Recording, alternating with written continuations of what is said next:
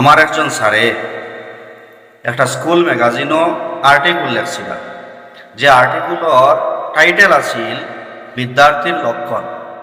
এবং এই আর্টিকেলের মধ্যে আমার স্যারে সংস্কৃত বইয়ের উপমা দিয়া একটা কথা লেখছিল যে বিদ্যার্থীর লক্ষণ হইল কাকের মতো চেষ্টা, বকের মতো ধ্যান আর কুকুরের মতো ঘুম। এই তিনটা লক্ষণ হচ্ছে বিদ্যার্থীর লক্ষণ। কাকের মতো চেষ্টা, কাক যেভাবে মুরগির বাচ্চা দেখার সাথে সাথে সেই বাচ্চাটা না ধরা পর্যন্ত বারবার আসতে থাকে, বারবার সেখানে ঝাঁপ দেয়, যত সময় পর্যন্ত সে মুরগির বাচ্চা ধরতে না পারে ততক্ষণ পর্যন্ত সে চেষ্টা করতে থাকে। তোমার বাড়িতে মুরগির বাচ্চা আছে, যখনই কাক দেখে ফেলবে তখন সে সেই বাচ্চাকে ধরার জন্য আসবে।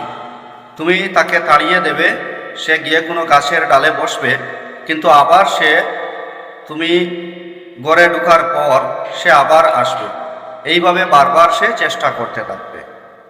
সুতরাং বিদ্যার্থীর লক্ষণের মধ্যে 1 নম্বর লক্ষণ হচ্ছে কাকের মতো চেষ্টা। 2 নম্বর হচ্ছে বকের মতো ধ্যান। বক দেখা যায় ক্ষেতের মধ্যে বসে আছে, চুপচাপ বসে আছে, সে এদিক সেদিক নড়াচড়া করছে না, অন্যদিকে কোনো মনোযোগ নেই, শুধুমাত্র সে জলের প্রতি মনোযোগ দিয়ে চুপচাপ বসে আছে।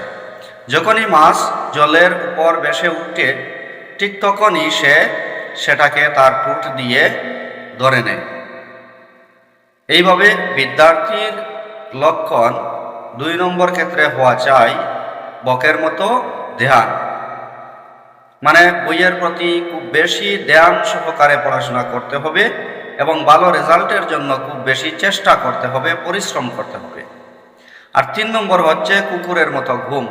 কুকুর যেভাবে খুব কম ঘুমায়, ঠিক সেইভাবে ছাত্রছাত্রীদেরকেও কম ঘুমিয়ে, অর্থাৎ লিমিটেড যে নিয়মিত সময় আছে ঘুমানোর জন্য, যে সঠিক নিয়মিত সময়, সাইন্টিফিক যে সময় স্বাস্থ্য ভালো থাকার জন্য, সেই সময়টুকু ঘুমাবে, অতিরিক্ত ঘুমাবে না, বেশি ঘুমাবে না, পড়াশোনায় বেশি মনোযোগ দিতে হবে।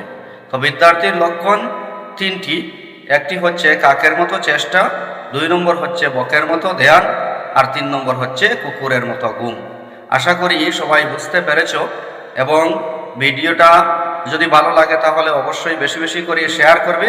এই চ্যানেলটা সাবস্ক্রাইব করে রাখবে, যাতে এই ধরনের ভিডিও আপলোড করার সাথে সাথে সবার আগে তুমি পেয়ে থাকো।